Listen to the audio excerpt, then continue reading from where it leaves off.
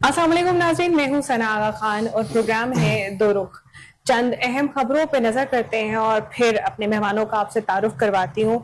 आज की सबसे अहम खबर जो अभी अभी है, जराए के मुताबिक हमें कुछ खबरें मौसूल हुई हैं कि जस्टिस अत्तर मीनुल्लाह ने इस्तीफा दे दिया है और सुप्रीम कोर्ट के जस्टिस मंजूर अली शाह भी मुस्तफा हो गए हैं। ये एक हमारे जराए के मुताबिक खबर हमें मौसूल हुई है। इसके अलावा जी इस्लामाबाद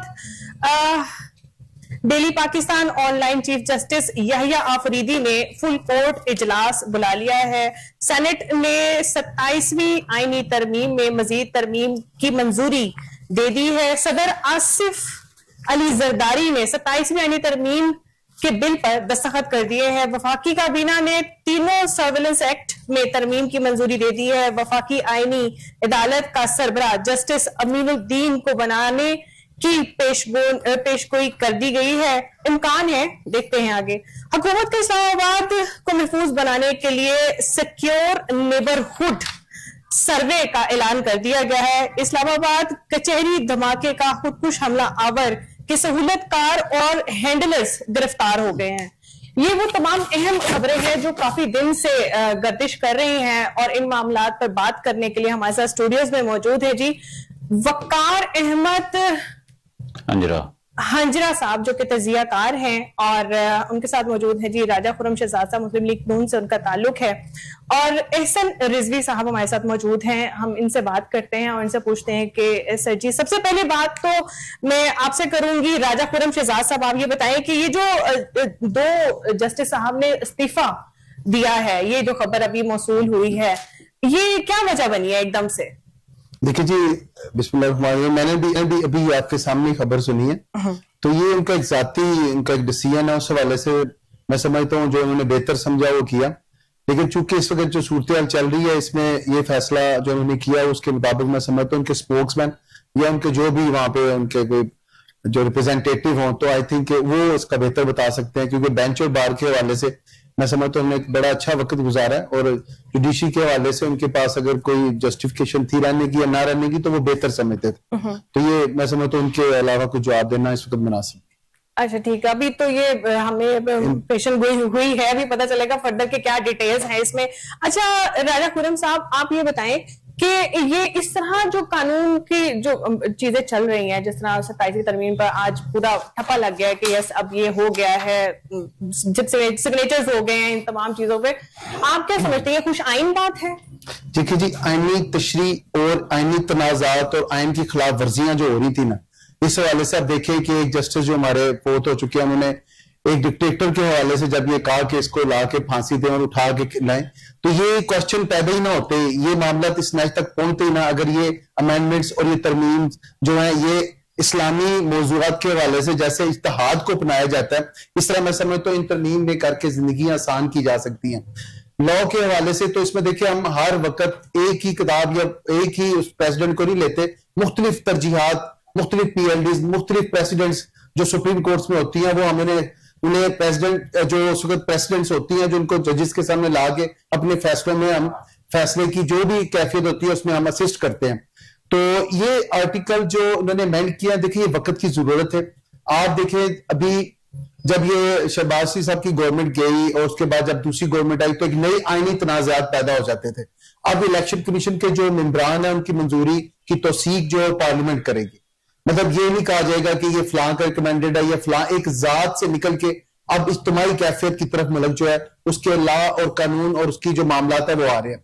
अगर आप इनकी दूसरी तरफ देखें कि मेरा ये अभी 25 ईयर जो मैंने स्पेंड किया इस वकालत में, मैं देखता हूं कि आम लोग जो है ना वो आके जब हमें तंज करते हैं ना कि जी 10 साल हो गए हैं हमारी जो अपील्स है उनका फैसला नहीं हुआ, 5 साल हो गए, 15 साल हो गए, तो एक लॉ के तालिब इल्म को, स्टूडेंट्स को, इस प्रोफेशन में जो आए लोगों ने शर्मिंदगी होती है और सारी जस्टिफिकेशनों के बावजूद हमारे पास उसका जवाब नहीं था। अब देखिए आपके पास एक आईनी अदालत होगी, उसके सारे जो आईनी कवानीन, आईनी मामलात, जो भी क्वेश्चन मार्क्स है वो उनके सामने प्रेजेंट होंगे, वो डिसाइड करें ना करें, उनके जो भी मामलात है उसको आगे लेके चलेंगे। अब देखिए हमजा साहब जब वजीर आला बने तो 2 माह सिर्फ वोट का मसला जो है वो लेके अदालतों में, गवर्नर हाउस में, पार्लियामेंट में लोग घूमते रहे।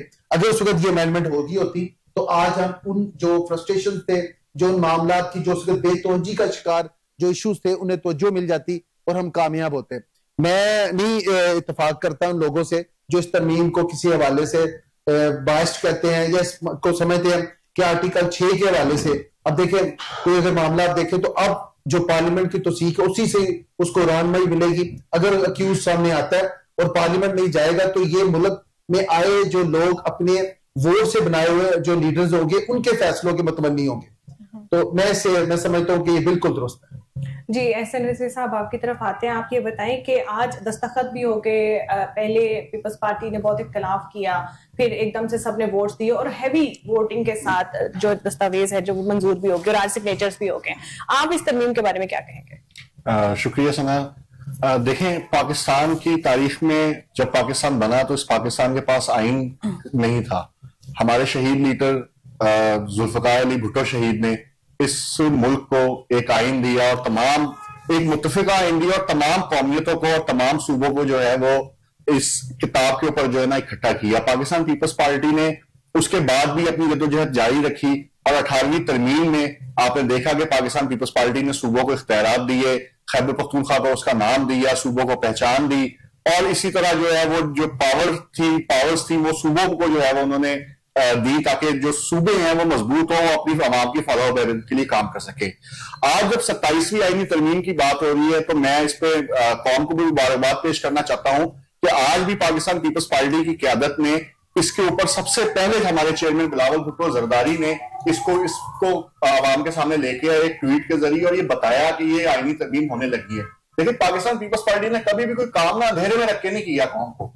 हमने उसको बताया, वो डिस्कस हुआ और आइन में ये जो तरमीम हुई है मुत्तफिका तौर पे मंजूर हो चुकी है। इसमें पाकिस्तान मुस्लिम लीग नून की जो गुजारिशात थी वो भी शामिल की गई, बाकी जो JUI की थी वो भी शामिल की गई, दीगर जमातों की भी शामिल की गई और पाकिस्तान पीपल्स पार्टी का जो मौक़िफ़ था उसको भी माना गया कि सूबों की जो सूबाई खुद मुख्तारी थी वो उस पर जो कदगन लगाने की कोशिश की जा रही थी उसका भी रास्ता रोका गया। तो मैं समझता हूं कि चीजों को आगे बढ़ना चाहिए और जैसे मेरे फाजिल बुकला मेरे जो भाई यहाँ बैठे हुए हैं वो कह रही है बात बिल्कुल ठीक है कि एक ले मैन एक आम आदमी जो है वो तो जलील होता है अपने केसेस के लिए। कितने कितने अरसे जो है छोटे छोटे जो केस है यानी कि जो दादे का केस है वो जाके पोते को डिसाइड हो रहा होता है, क्योंकि अदालतों में जो है वो या तो आईनी मामला चल रहे होते थे या कोई दूसरे मामला चल रहे होते थे। तो मेरा ख्याल है कि आईनी मामला के लिए अगर आईनी अदालतें बनाई गई हैं तो इसमें एक आम आदमी का ही फायदा है, क्योंकि जो बाकी अदालतें हैं वो अपना काम करें, जो फौजदारी मुकदमात है उसको निपटाए। और जैसा कि आपने अभी बताया, जैसे अभी आई है खबर के 2 मौजूद जज साहिबान जो हैं उन्होंने इस्तीफा दे दिया, तो मैं समझता हूं कि ये उनका एक अपना, इसको हम इस पैराए में ना देखेंगे कि शायद उन्होंने कहा 27वीं आईनी तरमीम की वजह से कोई इस्तीफा दिया। मेरा जहां तक ख्याल है ये उनकी कुछ मजबूरियां हो सकती है जो वो ही बेहतर बयान कर सकते हैं कि क्या जाती मजबूरियां थी कि वो उन्होंने इसको इस्तीफा दिया। अच्छा सर, आप लोग तो इसको बड़ा अच्छा वेलकम कर रहे हैं क्योंकि सदर साहब को सारी जिंदगी के लिए जो है ना वो मेरी सदर साहब को सारी जिंदगी के लिए इस्तिस्ना की बात नहीं है, बिल्कुल। आप मैं ये बात बड़ी डिस्कस हो रही है। मैं आज यहाँ कौन सा बिलखुसूस सना आपकी कम्युनिटी से एक सवाल पूछना चाहता हूँ। सदर आसिफ अली जरदारी को आपने 1987 से लेकर आज तक ट्रायल में रखा, 22 साल वो बंदा जो है ताज़ीरात पाकिस्तान के तहत जेल काट के आया, उसके बाद वो सदर पाकिस्तान बनता है और सदर पाकिस्तान बनने के बाद भी जब 2013 में हटते हैं तो उन पर मुकदमात कायम होते हैं। आप मुझे पता है कि कौन से मुकदमे से आसिफ अली जरदारी भागा, कौन से मुकदमा ऐसा था जिसको आसिफ अली जरदारी ने फेस नहीं किया। तो अगर इसको आप शख्सियत के ऊपर रख के देखना चाहते हैं तो आसिफ अली जरदारी को इस तरमीम की जरूरत नहीं थी, ना इस इस्तिस्ना की जरूरत थी। हाँ, इस मुमलिकत पाकिस्तान के सरबराह को, सुप्रीम कमांडर ऑफ पाकिस्तान को, चाहे वो जो भी हो, अलिफ हो, बे हो, पे हो, उसको इस तरमीम की जरूरत थी, क्योंकि जो मुल्क के हालात हैं, जो अंदरूनी और बैरूनी हालात हैं, जिस तरह हमारे ऊपर अफगानिस्तान से चढ़ाई हो रही है, जिस तरह भारत हमारे पर चढ़ाई कर रहा है, जिस तरह हमारे अंदरूनी जो इख्तिलाफात हैं उसकी वजह से जो हमारे अंदर बैठे हुए मीर जाफिर और मीर सादिक हमारे खिलाफ साजिशें कर रहे हैं, तो क्यों ना हम अपनी दिफा को मजबूत करें। और पाकिस्तान पीपल्स पार्टी ने हमेशा दिफा को मजबूत किया, चाहे वो शहीद जुल्फकार अली भुट्टो का एटम बम देना हो, चाहे वो बेनजीर भुट्टो शहीद का जो है वो मिसाइल टेक्नोलॉजी देना हो। और आज भी ये जो लोग ये बात करते हैं कि जी पाकिस्तान पीपल्स पार्टी ने शायद फौजी आमियत को इस आइन के तहत मजबूत कर दिया, नहीं, हरगिज नहीं। हमने पाकिस्तानी दिफा को मजबूत किया है ताकि पाकिस्तान सर इसमें तो ऐसा लग रहा है कि आपने अपने प्रेसिडेंट को स्ट्रॉन्ग किया है, उनका दिफा किया है। मैं तो वही आपसे पूछना चाह रहा हूं, मैं अपनी मीडिया के दोस्तों से भी पूछना चाह रहा हूं कि उस बंदे को आपने कितना ट्रायल करना है? आपने इतना ट्रायल कर लिया, क्या किसी एंकर ने आज तक आगे माफी मांगी? तनवीर जमानी से लेके अयान अली से लेके क्या क्या झूठे इल्जाम उस पर नहीं लगाए गए?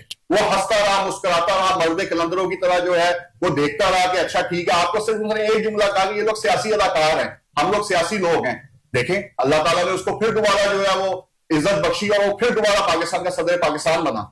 तो बराए मेहरबानी इसको आप पर्सन स्पेसिफिक ना करें। आसिफ अली जरदारी को किसी इम्यूनिटी की जरूरत नहीं है। आप और ये भी इसमें आपको बताऊं कि आसिफ अली जरदारी साहब जब इसमें ये बेहतर बता सकते हैं कि अगर वो कोई और ऑफिस होल्ड करेंगे तो वो ये इम्यूनिटी उनके लिए खत्म हो जाएगी। तो मैं समझता हूं कि ये पर्सन स्पेसिफिक हरगिज नहीं थी और ना आसिफ अली जरदारी को किसी इम्यूनिटी की जरूरत है। ये जो भी है ये सदर पाकिस्तान के लिए और ये पूरी दुनिया में है। ये किसी और मुल्क में आप उठा के देख लें, हर मुल्क का जो सदर है उसको ये इम्यूनिटी हासिल होती है। तो ये जो लोग आसिफ अली जरदारी साहब को जो है इसका निशाना बनाते हैं कि शायद उनको अपनी इम्यूनिटी की जरूरत थी, वो तो झेल लेगा। ये तो जो झेल रहे हैं उनसे पूछेंगे वो क्यों जो है वो चीखे मार रहे हैं। उनको चाहिए कि अपनी कोई वो करे। आसिफ अली जरदारी को किसी इम्यूनिटी की जरूरत नहीं थी। इंशाल्लाह ताला आसिफ अली जरदारी साहब ने इसको पास किया है और ये 27वीं आईनी तरमीम के जो समरात हैं ये आवाम तक बिल्कुल वैसे ही पहुंचेंगे जैसे इससे पहले आइन के समरात पहुंचते रहे। एक मैं बात यहाँ पे और अपनी कौम से भी कहना चाहूंगा, आप लोगों से भी, कि हम बड़ा अच्छा सुनते रहे कि जी 18वीं तरमीम, जी 18वीं तरमीम का क्या है, जी 18वीं तरमीम से क्या हुआ? आज वही 18वीं तरमीम पे जो तनकीद करते थे उनके लिए वही बड़ी इंपॉर्टेंट हो गई। उन्होंने कहा कि जी ये तो 18वीं तरमीम पर हमला हो गया, ये तो 18वीं तरमीम पर हमला हो। भाई किस चीज का हमला हो गया?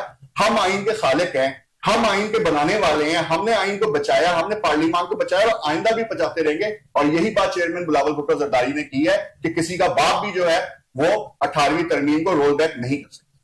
जी ठीक हो गया, ये आपका मौकफ आ गया। अच्छा वकार साहब, आपकी तरफ आते हैं कि जब भी कोई तरमीम की बात होती है तो 26वीं हो 27वीं हो तो पहले एकदम से शोर होता है, हंगामा होता है, लोग मुंतशिर हो जाते हैं, मगर जब वो मंजूर हो जाती है फिर सब कहना शुरू हो जाते हैं कि नहीं ये ठीक है। इस बारे में आपकी क्या राय है? जी बिस्मिल्लाहिर्रहमानिर्रहीम। मैं इसमें ये कहना चाहूंगा कि 27th अमेंडमेंट में सबसे पहले तो ये बात आई है जो मेन है कि फेडरल कॉन्स्टिट्यूशनल कोर्ट बनी है। फेडरल कॉन्स्टिट्यूशनल कोर्ट जो है वो एक वक्त की जरूरत थी, क्यों कि सुप्रीम कोर्ट में जो केसेस हैं वो साल से पेंडिंग है, साल से पेंडिंग थे और वो सारा वक्त जो है 17 जजेस थे पहले सुप्रीम कोर्ट के अंदर और वो सारा टाइम जो है वो कॉन्स्टिट्यूशनल मैटर जो है उनको डिसाइड करते हुए वो ज्यादा सरफ हो जाता था। तो उन पे उस चीज जो है जो आम लेमैन का केस है, जो सिविल केसेस हैं, क्रिमिनल केसेस हैं, सर्विस मैटर्स हैं, वो तकरीबन 10-10, 20-20 साल से वो पेंडिंग पड़े हुए थे और उनकी बाहर ही नहीं आती थी। लोड ही नहीं है वहां, तो तकरीबन 2% केसेस हैं, वहां पर 6% केसेस हैं, वहां पे वो अलहदा हो जाएंगे। अब जो है वो आम जो जहां पे जरूरत थी वहां पर क्यों नहीं की गई? क्या जरूरत थी? मतलब सुप्रीम कोर्ट में तो इतना लोड ही नहीं है, तो वहां पर क्यों इतनी अमेंडमेंट के बारे में बात की जा रही है? नहीं, वहां पे लोड है तो वहां पे जो है उन्होंने एक्ट के अंदर जो है वो ये करके कि उनको जजेस की तादाद भी बढ़ाई है। ये देखें जो सर ये भी सवालिया निशान है, जो जजेस ने इस्तीफा दिया है ना, ये बहुत बड़ा सवालिया निशान है कि एकदम से जो ये इस्तीफा हो रहे हैं, मुस्तफा हो रहे हैं, ये इसके पीछे कोई ना कोई कहानी जरूर है। नहीं मोहतरमा, बात ये है, ये तो वो खुद ही बता सकते हैं, लेकिन बात यह है कि ये जो आम सुप्रीम कोर्ट के अंदर जो है वो जजेस जो हैं उनको ये 33 जजेस होंगे, वो इंडिपेंडेंट होके वो फैसला करेंगे और वो पेंडेंसी जो है उसको रिजॉल्व होगी। ये हर बंदा जो है शोर जो है वो मुफ्त में शुरू हो जाता है, लेकिन बात यह है कि ये आम आवाम का फायदा है, आम आवाम को रिलीफ मिलेगा। फेडरल कॉन्स्टिट्यूशनल कोर्ट जो है वो एक जो कॉन्स्टिट्यूशनल मैटर जिन पे ज्यादा वक्त सरफ हो जाता था वो सेपरेट हो गई है। अब आम बंदा जो आप बेल्स हैं हमारे पास, मैं एडवोकेट सुप्रीम कोर्ट हूं, तो मुझे पता है कि लोग प्री रेस्ट बेल्स में कितना जो है वो जब दायर हो जाती तो उसके बाद फौरन नहीं लगती। ये पहले एक साल नहीं लगती थी केसेस, अब जो है जब से ये पहले कॉन्स्टिट्यूशनल बेंच बना उसके बाद ये 15 दिन बाद लगनी शुरू हो गई और उसके बाद पोस्ट रेस्ट बेलें जो अंदर बंदे पड़े हुए हैं उसकी भी जल्दी लगनी शुरू हो गई।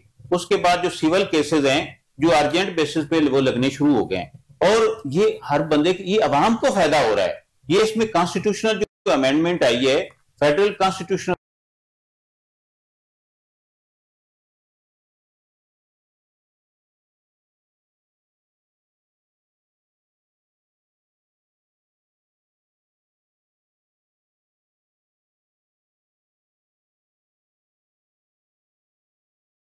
अब वो आप खुद अंदाजा, आम अंदाजा लगाती है कि कितनी जो है वो पेंडेंसी लगी है, और सुप्रीम कोर्ट में केसेस जो है, बल्कि अब जो केसेस हैं, जब इसकी 33 तादाद पूरी हो जाएगी और उसके बाद पेंडेंसी जो है वो, बल्कि हर रजिस्ट्री में जजेस जो हैं वो परमानेंटली बैठ जाएंगे, और लोगों को जो है फौरी, जिस तरह हाई कोर्ट के अंदर एक दिन दायर होता है, दूसरे दिन जो है वो केस फिक्स हो जाता है, ये नौबत आ जाएगी। और जो वक्त ज्यादा सर्फ हो जाता था वो अब काम जो है वो नहीं होगा। सर सारी बातों में से मुझे ये बताइए, अवाम, गरीब अवाम जो, जिनका छोटे छोटे मसाइल है, उनके लिए क्या फर्क पड़ेगा इन सब चीजों? देखो ना, जस्टिस डिलेड जस्टिस डिनाइड, पहले जो है, मैं इस पे थोड़ा सा टाइम ज्यादा इस वजह से दे रहा हूं कि पहले इसको दीवानी को कहते थे, दीवानी दीवाना कर देती है। पहले दादा और पोते वाली मिसाल आ जाती थी, दादा दायर करता है, आगे पोता, पोते से भी आगे बात चली जाती है। सिविल मैटर्स में हम कहते हैं कि जनाब वहां पे केस लगती नहीं, हमारे पास लोग आते हैं कि जनाब केस लगवाएं, तो वो केस नहीं लगते थे। वो सारा टाइम, आप मोहतरम मेरे भाई जो लैंड काउंसिल हैं राजा साहब, वो बाकी जो है खुरम भाई, ये उन्होंने भी, रिजवी साहब ने भी सही बताया है कि पहले जो है, जो आम अवाम है उसको रिलीफ नहीं मिलता था, ठीक है। वहां पे 20-20 साल जस्टिस डिलेड जस्टिस डिनाइड ये होता था। अब कम अज कम लोगों के फैसले तो होंगे। ये सिविल मैन, एक आम बंदा जो है, अला नवाज, अला यार, ये जो है इनके फैसले होंगे। क्या सुप्रीम कोर्ट के इख्तियारात खत्म हो गए? वही 185 मौजूद है, वही जनाब एपलेट पावर जो सिविल कोर्ट, वो सिविल कोर्ट के खिलाफ वो मौजूद हैं। अब सिर्फ चेंज ये आई है कि जो कॉन्स्टिट्यूशनल मैटर है, जिसमें कॉन्स्टिट्यूशनल क्वेश्चन इन्वॉल्व है, वो सिर्फ फेडरल कॉन्स्टिट्यूशनल कोर्ट में जाएगा, 185F के तहत जाएगा एपलेट में। और जो 184 था उसमें सिर्फ ये चेंज आई है कि उसमें पहले ये था कि सो मोटो भी चीफ जस्टिस ले सकता था, अब ये बैलेंस ऑफ पावर आई है कि जनाब आम, जिस तरह पहले चीफ जस्टिस जो हैं वो उन्होंने बेतहाशा सो मोटो का इस्तेमाल किया है, अब उसको जो है वो एक बैलेंस हो जाएगा। अब on the petition of applicant, कोई भी पिटीशन लेके आएगा तो फिर उसके बाद जो है वो डिसाइड होंगे। तो मैं तो समझता हूं कि ये वक्त के साथ साथ ये अमेंडमेंट जो है होनी चाहिए, हर मुल्क में होती है। तो ये पार्लियामेंट का एक इख्तियार है। There are 3 pillars of the state. Legislature है, उसका क्या काम है? उसने क्या करना है? इनेक्टमेंट करनी है, और उसके बाद एग्जीक्यूटिव का काम है उसने इंप्लीमेंट करना है, और जुडिशरी का काम है वो उसने इंटरप्रिटेशन करनी है। तो हम ये समझते हैं कि ये सारा जो हुआ है सिलसिला, ये पार्लियामेंट की प्रेरोगेटिव पावर्स है। ये 2/3 अक्सरियत के आसान काम है। ये सारी पार्लियामेंटी जमातें, क्या उन्होंने ये सारी बातें जो है समझ के नहीं की? उन्होंने ये समझा है कि वक्त की जरूरत है, और ये वक्त के साथ साथ लोग समझेंगे कि ये आम आवाम को फायदा होगा इसमें जो है। अब देखें दूसरी 243 में आई ये बात, 243 में आप देख लें, ये हमारी मई में जो जंग हुई है उसमें सारी लीड कौन कर रहा था? आर्मी चीफ कर रहा था।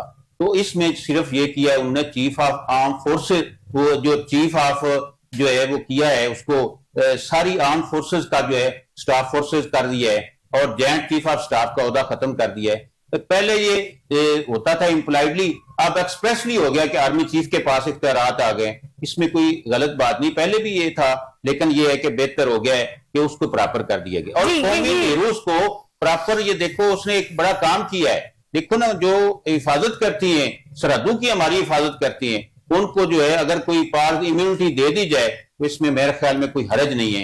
हर बात पे मैं ना मानू वाली बात जो है वो हर बंदे को नहीं करनी चाहिए। जी, यही मेरा अगला सवाल है। मैं राजा खुरम साहब से ये सवाल करती हूँ कि जितनी भी तरामीम हुई है, इस पे सबसे ज्यादा बहस पे, बल्कि ज्यादा जो लोग जिस पे बातें कर रहे हैं वो यही है कि वफाकी काबीना ने तीनों सर्विसेज एक्ट पर में तरमीम की मंजूरी देती है। इस पर आप क्या कहेंगे? देखिए 1952 के वो आर्मी एक्ट थे, नेवी एक्ट और एयर फोर्सेस का जो एक्ट था, उसमें अमेंडमेंट जो है ना वक्त और उसके हालात से मैं समझता हूँ बहुत जरूरी था। अब देखिए जैसे ही पाकिस्तान में आप आम आवाम की जो फ्रस्ट्रेशन थी ना, वो ये थी कि जब उनका सिपा सलार बदली होता था ना, तो उनकी नजरें टीवी पे, लोगों पे और इन चाहे मगोइयों पे लग जाती थी कि अब आर्मी का जो आ रहा है, नेवल का जो आ रहा है, ये कौन है, ये कैसे है। कभी सूबों की बात हो रही होती थी, कभी आप बता रहे होते जी छोटे सूबे से लेना है, बड़े से लेना है। वो 7 बंदों को वहां पे उस वक्त ना एक प्रेसिडेंट बना के रख दिया जाता था। अब उन पे जो ये एक थी ना, एक जो क्वेश्चन मार्क था, देखिए वो खत्म होगा। खुदारा जब हम इंडिया से हमने ये नबर्द आजमा होके जंग जीती है ना, तो जिसका सहर है तो उसको लगे। और जो शहीन वहां पे जीते, जो ये सारा कुछ जिन्होंने किया ना, हम उनके किरदार को सलाम करते हैं। और मैं समझता हूँ इनमें तरमीमी जो ऑर्डिनेंस, ये जो बिल पास हुए हैं, इसकी वक्त की जरूरत है। 1952 से ऑनवर्ड अब 2025 है। अब इसमें जब आप देखें तो उनको अगर हम एक दवाम देते हैं, उनको इस्तेहकाम देते हैं, हम अपने मामलात में बिजी, वो अपने मामलात में, ये हर वक्त एक पिक्चर सामने ला के उसको ट्रेलर बना देना। और कभी देखे, मैं काकर साहब का वो वक्त याद करता हूँ जब चीफ ऑफ आर्मी स्टाफ बने, हम उस वक्त तालीम के उस वक्त जेवर से हम आरास्ता हो रहे थे, तो हमें यकीन करें ना चाहते हुए भी ये लगता था जी वहीद काकर साहब कौन है, ये कैसे हुए, गुलाम इसाक साहब ने उनको प्रमोट करना है, प्राइम मिनिस्टर ने लेना है।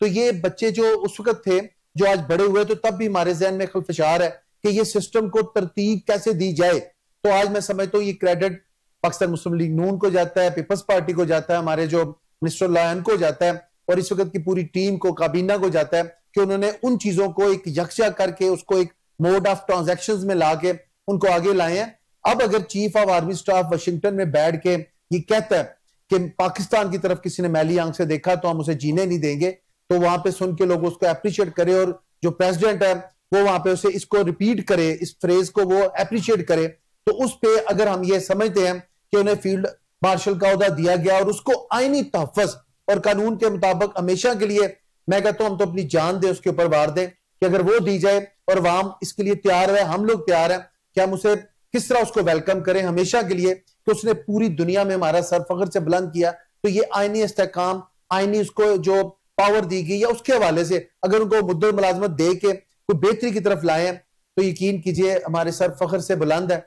ये अब हम छोड़ दें इन चीजों को कि फलां को हमने क्यों दिया, क्या लिया। आप देखिए ये वही हाफिज हैं, हाफिज आसिम मुनीर साहब के, जिन्होंने जब यहाँ से वो चाइना जाते हैं तो उन्हें वेलकम किया जाता है, पूरी दुनिया के जो स्टेट्स है वहां पे उन्हें वेलकम किया जाता है और उनको फिर आगे अपना एक लीडर तस्वर किया जाता है। आप सऊदीया से देखें तो प्लीज इस वक्त अगर अमेंडमेंट्स आई हैं, मैं समझता हूं और मजीद जो बेहतरी लानी चाहिए वो लाएं। और अमेंडमेंट्स के हवाले से जो वहां पे टीम बैठी है ना, वो पूरी एक्सपर्ट है, उसे आप ऐसे ना लें। वो प्रैक्टिसिंग लॉयर है वहां पे आजमजी तार साहब, उन्होंने जब लीड किया, उनकी टीम ने किया है। और जरदारी साहब दूसरी दफा ट्वाइसली वो ये प्रेसिडेंट के जो है उस ओहदे पे इस वक्त है। शहबाज साहब ने पंजाब को सवारा, पाकिस्तान को सवारा, अपनी सियासत जो खैर बात कह के अपनी रियासत को बचाया। तो ये लोग वहां पे पूरे तन तनहा अपने धन मन से वहां पे जो काम कर रहे हैं ना, इसमें तरमीम उन्हें सपोर्ट करेगी, मुझे आपको आराम देगी। हम लोग अपने जो ये फ्रस्ट्रेशन से निकलेंगे और आगे बढ़ के पाकिस्तान के लिए कुछ करेंगे। ये बच्चे जो हमारे आज, अब देखें, अब अपने घर में ही देखें कि एक नया टीवी चैनल खुल जाता है जो सोशल मीडिया से कवर होता है, जो पीटीवी से होता है, जो मुख्तलिफ, और आपका बच्चे ही आपसे पूछता है कि ये यहाँ पे क्या हो रहा है, तो हम उसको एक रास्ता दें, मोड़ दें। और पार्लियामेंट की बालादस्ती, शफाफियत, उसके हवाले से उसकी एक कारकर्दगी को लोगों के सामने लाने से क्या आम बंदे को फर्क नहीं पड़ता? पड़ता है। बिल्कुल ऐसे ही है। अच्छा, ऐसे रिजवी साहब आपकी तरफ आते हैं, आप ये बताएं कि वैसे तो एक आम आवाम से अगर पूछा जाए तो इस वक्त सबके आंखों का तारा है जनरल आसिम मुनीर साहब, मगर एक कानूनी नुक्ता नजर के हिसाब से आप क्या कहते हैं इस अमेंडमेंट के बारे में? क्या ये सही फैसला किया गया है?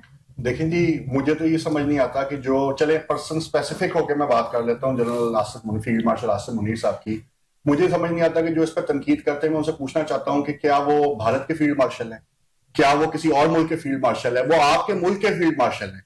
वो फील्ड मार्शल तब बने जब उन्होंने भारत के दांत खट्टे किए। वो फील्ड मार्शल तब बने जब उन्होंने जो है वो भारत के जंगी जहाज गिराए, जिसको गिना गिना के ट्रंप बेचारे की जो है ना वो बात चल गई है। तो उनके ये कारनामे थे, उनके ये कारनामे हैं। और देखें सदा आजकल की जो वॉर है ना, ये हाइब्रिड वॉर है। तो ये जो सियासी शोर है ना, इस सियासी शोर में जो शोर मचाने वाले हैं, ये तो शोर मचाते रहेंगे और इंशाल्लाह ताला ये ताउम्र ही शोर मचाते रहेंगे। क्योंकि इनका तो मसला ये है कि इन्होंने तो जब आइन की तरमीम पास हो रही थी तो कौमी असेंबली में खड़े होकर इनका मसला ये नहीं था कि आइन की तरमीम क्यों पास हो रही है। इनका तो मसला ये था कि कैदी नंबर 420 को रिहा कर दो। कैदी नंबर 4, ये क्यामत भी आ रही होगी ना, तो ये तो कैदी नंबर 420 को रिहा कराने के लिए जो है वो रहेंगे जी कि उसको रिहा करा दें। आईनी तरमीम का इनका कोई मसला नहीं था। जनरल आसिम मुनीर जो फील्ड मार्शल है हमारे, उन्होंने इस जंग को लड़ा। और आज की जो जंगें हैं, इसका तकाजा यही है कि आप अपनी फौज को, अपने दिफा को, उसके निजाम को हम आहंग करें। और इसको हम आहंग करने के लिए इसमें कोई सिविलियन की जो है वो बालादस्ती में कमजोरी नहीं आई है। इसमें कोई हमने जो है वो फौजी अक्सर जो होती है उसको आमरीत, उसको कोई मजबूती नहीं हुई है। ना ये पर्सन स्पेसिफिक है, सिर्फ ये बात यही है कि ये हमने मुल्क के दिफा को मजबूत किया है, मुल्की दिफाई इदारों को मजबूत किया है, उनके दरमियान हम आहंगी पैदा करने की कोशिश की है। यही चीजें जो अदालती उसमें जो क्लॉज हैं, वो चीजें चार्टर ऑफ डेमोक्रेसी में मियां मोहम्मद नवाज शरीफ और हमारी बेनजीर भुट्टो शहीद साहबा के दरमियान जो साइन हुआ था, उसमें ये चीजें जो है वो पहले एग्री की गई थी। उस पर अमल दरामद 18वीं तरमीम में नहीं हो सका, देर आए दुरुस्त आए, अब हो गया। मैं समझता हूं कि इस तरह की तरमीम आना जो है वो कौमों की जिंदगी में जो है वो होता है। आप वो तरमीम अच्छी ही होती हैं। देखिए, हम घर में अगर बोर भी कराते हैं ना, तो पहले गदला पानी आता है, पानी नलके से बाहर, फिर साफ पानी आना शुरू हो ही जाता है। तो मैं समझता हूं कि यार इस मुल्क में पार्लिमानी निजाम, आईनी निजाम, जिसकी खातिर मेरे लीडरों ने जाने दी है, यहां पर किसी की उंगली नहीं कटी आज तक, तो वो आज खड़े होकर मामे बन रहे हैं कि जी आईनी तरमीम की पीपल्स पार्टी ने मंजूर करवा ली, और बदतमीजियां कर रहे हैं। हम अपनी क्यादत की वजह से खामोश हैं, वरना हम इनको बताएं कि ये जब इक्तदार में थे तो इन्होंने किस तरह आइन का बेड़ा गर्क किया, और ये तो आइन को मानते ही नहीं थे। आज अगर आइन अपनी हसन सूरत में वापस आ रहा है और उसको अगर पाकिस्तान मुस्लिम लीग नून, पाकिस्तान पीपल्स पार्टी और तमाम पार्लिमानी जमातें मिलकर उसको मजबूत बनाने की कोशिश कर रही हैं, तो इससे वफाक मजबूत होगा, इससे पंजाब मजबूत होगा, इससे सिंध मजबूत होगा, इससे खैबर पख्तूनख्वा मजबूत होगा, बलोचिस्तान मजबूत होगा, इससे पूरी एक इकाई मजबूत होगी। और आप समझ लेंगे जिनको तकलीफ हो रही है वो वही लोग हैं जो नहीं चाहते कि पाकिस्तान में मजबूती है, पाकिस्तान में खुशहाली है, पाकिस्तान मुस्तहकम हो। तो ये सना बात है। इसके अलावा तो इस आईनी तरमीम की जो भी शिके हैं, उस पर तमाम पार्लिमानी पार्टियों ने जो मुतफिका तौर पर जिन्होंने पास की है, मैं समझता हूं उन्होंने पाकिस्तान की आवाम की एक बहुत बड़ी मुश्किल हल की है। जिस तरह मेरे भाई कह रहे थे, पाकिस्तान की आवाम जो अदालतों में रुलती है, वो अब कम से कम उनको ये उम्मीद पैदा हो गई है कि हम जिस अदालत में जा रहे हैं वहां ये नहीं होगा कि जी आज तो वो केस नहीं लग सका क्योंकि वो फलाना जो है वो आईनी केस आ गया था, तो आपकी जो डेट है वो 1.5 साल बाद पड़ गई है, 6 महीने बाद पड़ गई है, 2 साल बाद पड़ गई है।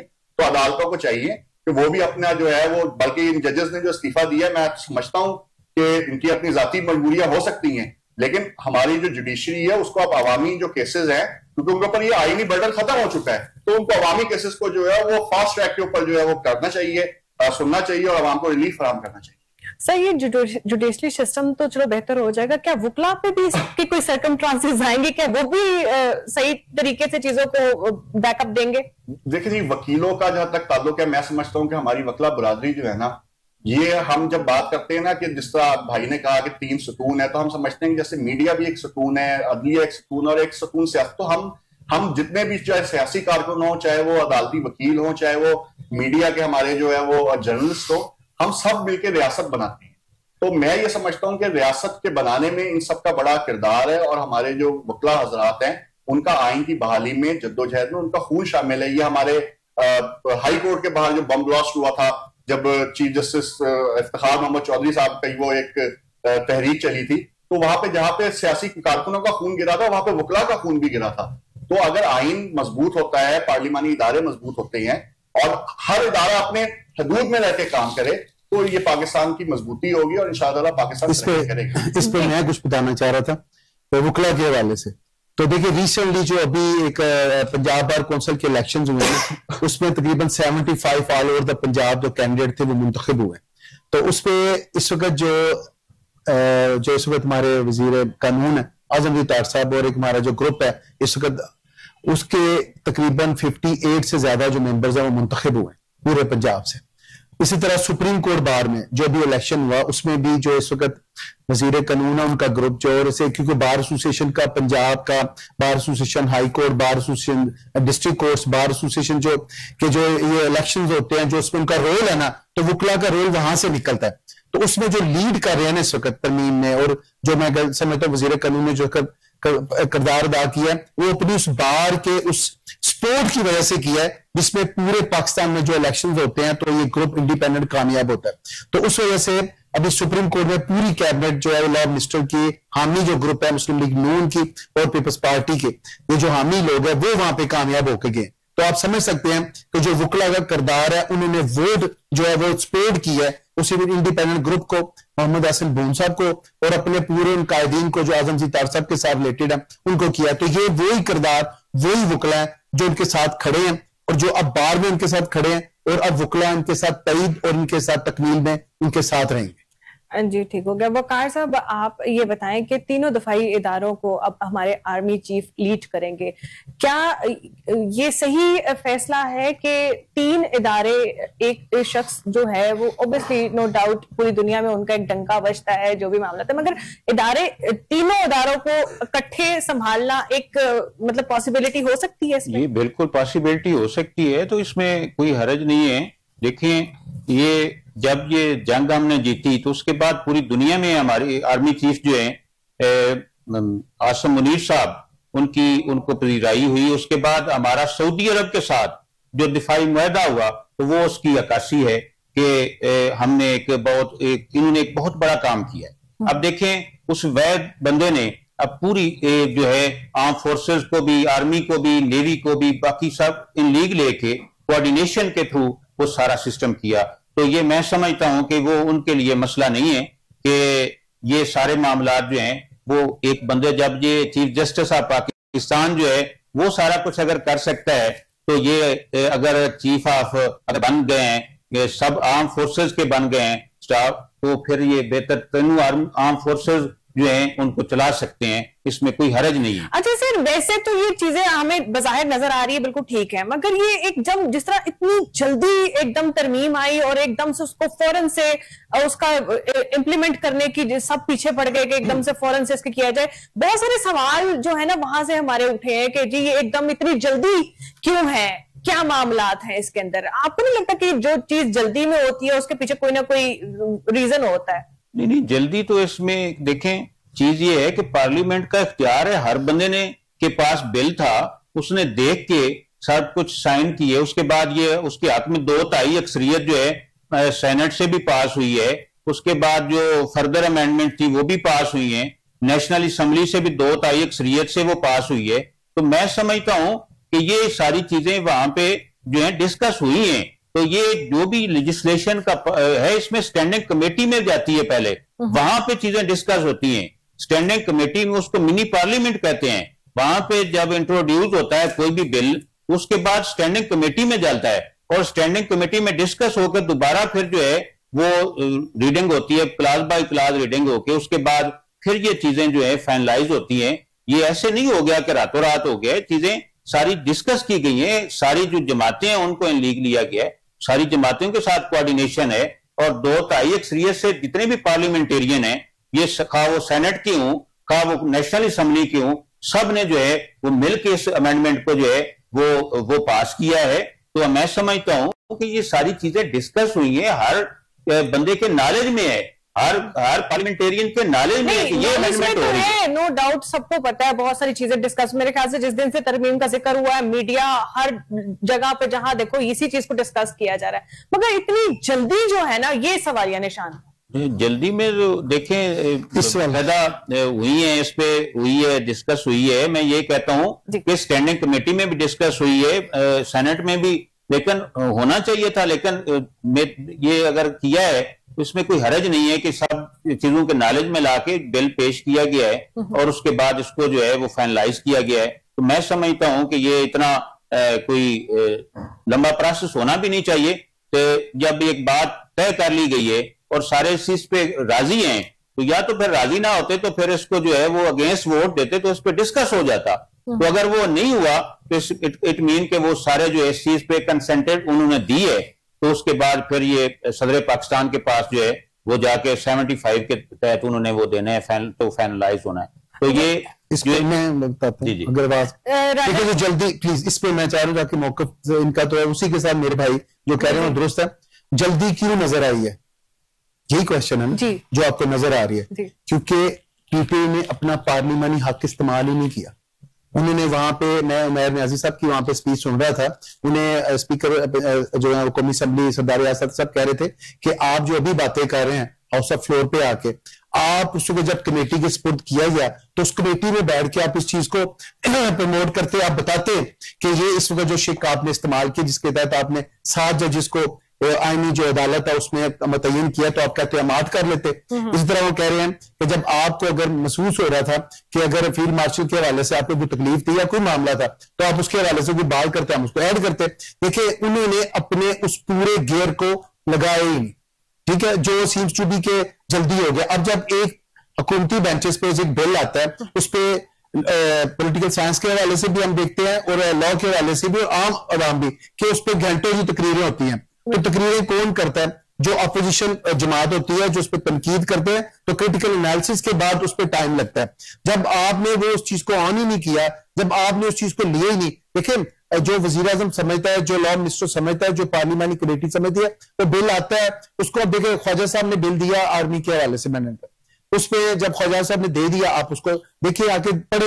इनके अपने पार्लियामानी किरदार की नफी की वजह से, इनके बाइकाट की वजह से ये सारा प्रोसेस जो लग रहा है कि जल्दी हो गया है, अदरवाइज इन्होंने टाइम लेना होता है, ये लेते। तो ये यही वजह असल, इधर से कोई जल्दी नहीं हुआ, इधर तो हर बिल ऐसे ही चल रहा होता है और उसको कमेटी के सपोर्ट करने के बाद उस पर डिस्कशन होती है और शिकवाइज और सेनेट में शिकवाइज जो है ना, और शिकवाइज सेनेट में हुआ। ये नहीं कि एकदम से उन्होंने रखा, उन्होंने कहा जी ये 45 शिक्के 48 जो ये पास होगी, बल्कि देखिए उसमें शिक जो 4 है, 19 है, 22, 51 और 55 को बिल से खारिज किया गया। वो पूछते ना आगे वहां पे जो ये अपोजिशन लीडर है या जो भी, कि जनाब इसमें मुझे बताया कि ये क्यों खारिज की, क्यों किया? उन्होंने ना जमा किया ना तफरीक किया, लेकिन उन्होंने बैठ के 804 कैदी के हवाले से वहां पे शोर मचाया और मुल्क को जो डिफॉल्ट पे ले गए थे, उन्हें तकलीफ हो रही है कि ये मुल्क कैसे फिर पनप गया है। फिर इस पे वही जिनको बाहर जाके वो बाहर ऐलानात कर करके कह रहे थे कि इनको आप ऐसे ना भेजे, और मुल्क की जो है ना जो भी सूरत हाल है इसमें वो उनको कांग्रेस में बैठ के अमेरिका में रेजोल्यूशन पास कराने का ख्याल तो था, लेकिन अपने इस पार्लियामेंट में बैठ के उन्होंने कोई रोल प्ले नहीं किया। मुझे अफसोस और दुख है कि ये जितने वहां पे हमारे वकला दोस्त थे, कम अज कम इनको अपना किरदार जरूर निभाना चाहिए था। बिल्कुल ऐसा ही है। चलें, शायद इस वजह से ये चीजें इतनी तूल नहीं पकड़ी, फौरन चीजों को वाइंड अप किया गया। अच्छा, मेरा सवाल आपसे ये है कि इस्लामाबाद में सिक्योर नेबरहुड एक वो चलाया जा रहा है, सर्वे चलाया जा रहा है सिक्योरिटी रीजंस की वजह से, क्योंकि अभी जो कुछ दहशतगर्दी के कुछ नजर आए हैं, हमारे सामने वाकयात आए हैं। आपको क्या लगता है कि इससे इन सब चीजों पे कंट्रोल पाया जा सकता है?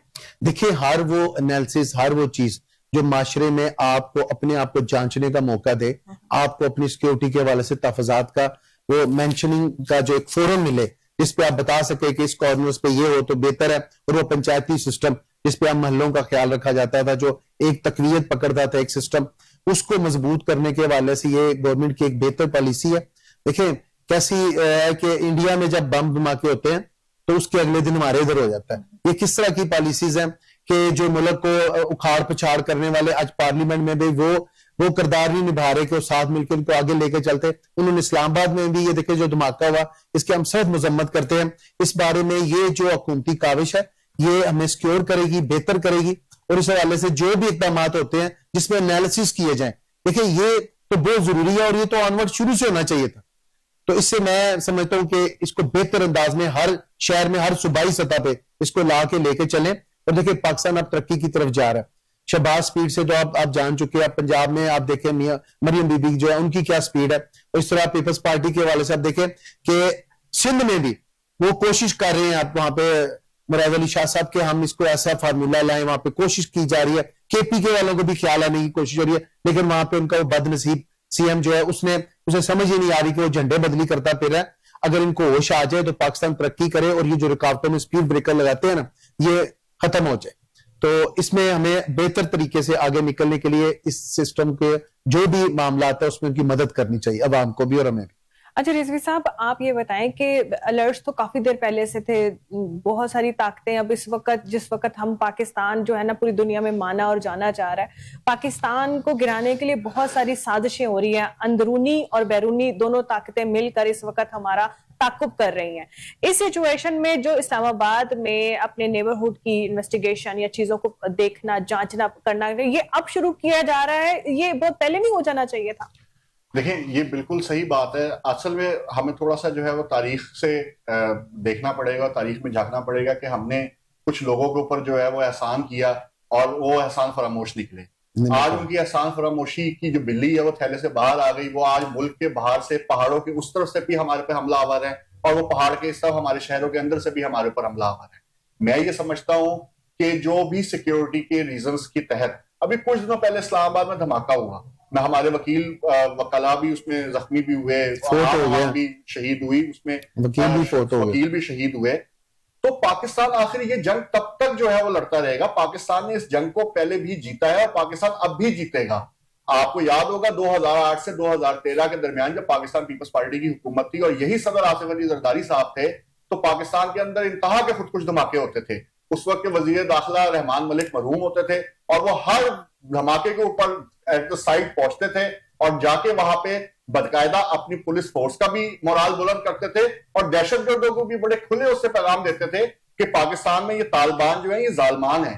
और आज भी पाकिस्तान पीपल्स पार्टी की क़यादत जो है तालिबान के खिलाफ और इन तमाम ऐसे जत्थों के खिलाफ, चाहे वो फितनतुल हिंदुस्तान हो, चाहे वो फितनतुल खारिज हो, उनको पाकिस्तान पीपल्स पार्टी की ही जो है वो मुखालफत, हमेशा पाकिस्तान पीपल्स पार्टी ने उनकी मुखालफत की है और पाकिस्तान पीपल्स पार्टी करती रहेगी। एक मैं बात यहाँ पे ऐड ऑन करना चाहूंगा कि जो आप कह रही, देखें हमारी जो सिक्योरिटी सूरत हाल है ना, वो इस चीज की मुतकाजी है कि हमने अपने जो इदारे हैं, जो अपने दिफाई इदारे, इनको मजबूत करना है। और इनको मजबूती कैसे मिलेगी? इनको मजबूती ऐसे ही मिलेगी ना जब हम इनको सपोर्ट करेंगे। यहाँ पे तो जिसके घर में दूसरी दफा जो है वो सालन नहीं मिलता, वो भी जो है 27वीं आज़ादी में जो है वो फील्ड मार्शल आसिम मुनीर साहब के जो है जो है वो तनकीद करता नजर आ रहा है। मैं आपको एक बात बता चलूं, किसी सर्विस चीफ के जो है वो इख्तियारात में से कमी नहीं हुई है। ये सिर्फ बेहतर कोऑर्डिनेशन के लिए है और ये बेहतर कोऑर्डिनेशन हाइब्रिड जो वॉर आपके वॉरफेयर है, हाइब्रिड वॉरफेयर पूरी दुनिया में, चाहे वो बरतानिया हो, चाहे अमेरिका हो, चाहे इवन हिंदुस्तान हो, वहां पे ये कोऑर्डिनेशन होती है और ये कोऑर्डिनेशन बहुत जरूरी थी क्योंकि आने वाला वक्त अल्लाह खैर से लेकर आए, लेकिन जो हमारे दुश्मन है, कभी अपने दुश्मन को कमजोर नहीं समझना चाहिए। उनकी पूरी कोशिश है कि वो पाकिस्तान को किसी ना किसी तरह डिस्टेबलाइज करें। तो मेरा ख्याल है कि पाकिस्तान को आइन की बदौलत जो है वो अगर उसके इदारों को मजबूती मिलती है, चाहे वो दिफाई इदारे हों, चाहे पार्लिमानी इदारे हों, चाहे वो अदालती इदारे हों, तो इसमें कोई मजायका नहीं है, बड़ी अच्छी बात है। एक सना मैं यहाँ एड ऑन करना चाहता हूं, अभी आपने हमारे मुखला दोस्त से सवाल किया कि डिस्कशन का, तो इसका क्रेडिट तो कम से कम मेरे चेयरमैन पाकिस्तान पीपल्स पार्टी बिलावल भुट्टो जरदारी को दें कि जो थी वो पटारी के अंदर बंद था साहब, उन्होंने वो ट्वीट करके पूरी कौम को बता दिया। और अब यकीन करें, आप ट्विटर पे, एक्स पे जाएं, आप फेसबुक पे जाएं, आप किसी भी सोशल मीडिया प्लेटफॉर्म पे जाएं, हर वो बंदा जिसकी कोई भी नहीं सुनता वो भी उसके ऊपर तनकीद भी कर रहा था, तारीफ भी कर रहा था, सजेशंस भी दे रहा था। और उसके बाद फिर ये सारी चीजें जैसे भाई ने बताया पार्लियामेंट में भी डिस्कस हुई, जो पार्लियामेंट्री तरीका है, जो कमेटीज में जाता है, पॉइंट टू पॉइंट डिस्कस हुआ। तो और हमें कितनी डिस्कशन चाहिए? और जो ना मानू की उस पे रविश पे है, तो वो तो मैंने आपको बताया, वो क़यामत की रात तक उनका मसला यही है कि उन्होंने एक बंदा, एक कैदी छुड़वाना है। उसके अलावा उनके लिए ना आइन की अहमियत है, ना पार्लियामान की अहमियत है, ना अदालतों की अहमियत है, ना पाकिस्तान की अहमियत। जी वकार साहब, आप ये बताएं कि इस्लामाबाद में जो धमाके हुए, अब सहूलतकार भी पकड़े गए हैं और जो मास्टरमाइंड था वो भी पकड़ा गया है। ये पकड़े जाते हैं बाद में जब इतना नुकसान हो जाता है। हमें बहुत पहले से अलर्ट्स मिल रहे हैं, चीजों के बारे में पता चल रहा है, तो हम अपनी सिक्योरिटी, और ये भी इतने हसास जगह पे जाके बम ब्लास्ट किया गया जहां पर उस टाइम तो बहुत ज्यादा हाई अलर्ट्स थे, तो आप क्या कहेंगे इस बारे में? जी, इसमें मैं ये कहूँगा कि ये हुकूमत पाकिस्तान को या बाकी जो सूबाई हुकूमतें हैं उनको ये नहीं है कि सिर्फ जिस वक्त कोई धमाका होता है उस वक्त अलर्ट होना चाहिए, बल्कि हर वक्त जो है अलर्ट रहती भी है। ये भी नहीं है कि बिल्कुल नहीं अलर्ट रहते हैं। लेकिन इससे मजीद सिक्योरिटी, जब आज मैं देख रहा था कि हाईकोर्ट में उन्होंने बढ़ाई है, और इसी तरह ये उसी दिन अगर होता मजीद सिक्योरिटी बड़ी होती, तो ये वक्त की जरूरत है। ये हमारा हमसाये ममालिक, हमारे जो दुश्मन, अभी दुश्मन है भारत, वो हर जगह से करवाता है ये सारी चीजें। तो ये हर वक्त हमें अलर्ट रहना चाहिए, क्योंकि हमें ये अफगानिस्तान से भी अब है ये अलर्ट, और उसके बाद भारत से भी है। तो ये हुकूमत पाकिस्तान को, ये मैं कहूँगा कि ये सर, इसके पीछे क्या रीजन है कि जब भारत में कोई बम धमाका होता है तो उसके फौरन बाद ही पाकिस्तान में कोई ऐसी खबर आ जाती है? इसके पीछे कोई कनेक्शन है? देखिए, मैं समझता हूं कि ये कुछ राह के एजेंट्स हैं, वो जो है उसके बाद ये सिलसिले चलाते हैं। आप लोगों को तो पता है ये चीज़ों का, कि ये मीडिया वाले भी इस चीज़ को जानते हैं, बाकी भी हमारे दोस्त, कि ये हालात इस तरह के बने हुए हैं। अब देखो कलभूषण था या बाकी भी उन्होंने इस तरह के छोड़े हुए हैं। लेकिन मैं समझता हूं कि ये पूरे पाकिस्तान के अंदर ये मजीद इन्वेस्टिगेशन होनी चाहिए कि कुछ ऐसे जो मुल्क दुश्मन छुपे हुए हैं उनको जो है फौरी गिरफ्तार होना चाहिए। और ये नहीं है कि धमाका हो तो उसके बाद गिरफ्तार हो, उससे पहले इन लोगों को जो है वो ट्रेस आउट करके जो है इनको जो है वो कैफरे किरदार तक पहुंचाना चाहिए, और ये इस तरह की नौबत ही ना आए। ये देखो जिस तरह पहले धमाके होते थे और उसके बाद ये जनरल रहीस शरीफ और ये मियां नवाज शरीफ की हुकूमत में इन्होंने दहशतगर्दी के खिलाफ बहुत बड़ा ऑपरेशन किया था, और उसके बाद ये हालात जो है वो नॉर्मल हुए थे। अब हर बंदा जो है वो सुख की सांस ले सकता है। ये दोबारा जो है वो सिलसिला शुरू हुआ है, तो मजीद इसको जो है सिक्योरिटी सख्त करने की जरूरत है। इंटरनली भी दिफाई तो हमारी बहुत ज्यादा जो बॉर्डर्स पे तो बहुत ज्यादा जो है, जो आसम मुनीर साहब जो हैं उनकी क़यादत में तो हमारे बॉर्डर महफूज हैं अल्हम्दुलिल्लाह, क्योंकि ये जो जब जंग हमने जीती है तो पूरी दुनिया की नजरें हमारी तरफ हो गई। तो ये है, और इंटरनली भी मजीद जो है जरूरत नहीं इतनी थी, लेकिन जो है मजीद इनको जो है वो जो छुपे हुए हमारे अंदर दुश्मन है उनको ट्रेस आउट किया जाए और उनको कैफरे किरदार तक पहुंचाया जाए, ना कि जनाब इस तरह के बंदे जो हैं वो छोड़ दिए जाएं। और कोशिश यही करनी चाहिए कि ये सिक्योरिटी हद से ज्यादा जो मेन अदारे हैं, कम अज कम अदालतें हैं, उनकी जो सिक्योरिटी है वो मजीद बढ़ाई जाए। जी एहसान साहब आप जी, मैं इसमें एड ऑन करना चाह रहा था आपके सवाल के हवाले से। देखें, जो खुदकुश हमला अभी भी हुआ इस्लामाबाद में, उसमें भी मैं यहाँ पे जो हमारा सना जो हमारा पुलिस वाला है ना, जो हमारा आम पुलिस वाला है, वो देखें, आप देखें कि वहां पे सिक्योरिटी थी, तभी वो खुदकुश हमलावर जो था वो गेट से अंदर नहीं जा सकता। और उसने जो सबसे पहला निशाना बनाया ना, वो उस वर्दी को, उस झंडे को बनाया जो मेरे पाकिस्तान का झंडा है, जो मेरे पाकिस्तान की वर्दी है। मैं समझता हूँ कि हमारी सिक्योरिटी फोर्सेज जो है वो मौजूदा वजीर दाखिला सैयद मोहसिन रजा नकवी की क़यादत में बड़ी बेहतरीन तरीके से, जो हमारी सिविलियन सिक्योरिटी फोर्सेज भी हैं, जो हमारे पुलिस के इदारे हैं, जो हमारे सिविल डिफेंस के इदारे हैं, जो हमारे बम डिस्पोजेबल के इदारे हैं, इसके अलावा भी हमारे कई इदारे ऐसे होते हैं जो काम कर रहे होते हैं, वो बड़े मुस्तैदी से काम कर रहे हैं। मसला ये है कि जो दुश्मन हमारे अंदर बैठा हुआ है, जो हमारे अंदर जो है वो एक छुपा हुआ दुश्मन है, उसको पहचानना बड़ा मुश्किल है। अब ये जो लोग कहते हैं कि जी खुदकुश हमलावर को रोका नहीं गया, तो खुदकुश हमलावर को रोका नहीं जा सकता। जो इंसान अब जैकेट पहन के निकल आया है, जो अपनी जिंदगी दांव पे लगा के निकल आया है, कहीं जाके फटना है। इसमें सिक्योरिटी सिर्फ ये कर सकती है कि जितना कम से कम नुकसान हो, वो सिक्योरिटी जो है ना उसको मेक श्योर कर सकती है। और बेचारे क्या करें कि वो जो हमारा पुलिस वाला वहां पे शहीद होता है, वो कोई बुलेट प्रूफ या बम प्रूफ जैकेट नहीं पहने होता, वो जाते हैं और उनको उड़ा देते हैं और वो बेचारे शहीद हो जाते हैं। लेकिन फिर भी उसके बाद भी आप देखेंगे हमारी फोर्सेस का मोराल कितना बुलंद है कि हमारी पंजाब पुलिस हो, चाहे वो हमारी सिंध पुलिस हो, चाहे हमारी वफाकी पुलिस हो, कई बड़े बड़े जो मुकाबले हैं वो उन्होंने किए हैं। इन दहशतगर्दों को गिरफ्तार भी किया जा रहा है, और इन दहशतगर्दों को इंशाअल्लाह ताला हम बहैसियत कौम मिलके एक कैफरे किरदार तक भी पहुंचाएंगे। इनको हम ऐसा सबक देंगे कि ये फिर दोबारा सर उठाने के काबिल नहीं रहेंगे। मैं यहाँ पे एक और बात आपको बताता चलूं कि जिस दिन ये हुआ उस दिन वाना में भी एक अटैक हुआ। आपको याद होगा कि वहां पे कैडेट कॉलेज है, वहां पे उस कैडेट कॉलेज के अंदर बच्चों को जो है वो पढ़ाया जा रहा था जिस टाइम वहां अटैक हुआ। मैं पूछना चाहूंगा, क्या उस वजीर आला को शर्म नहीं आई जो उस वक्त क्रिकेट खेल रहा था?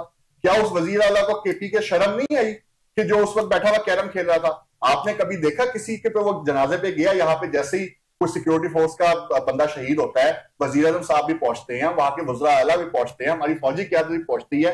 आपने आज तक कभी देखा तहरीक इंसाफ के किसी बंदे को किसी शहीद का जनाजा पढ़ते हुए? क्यों नहीं पढ़ते ये किसी के जनाजे?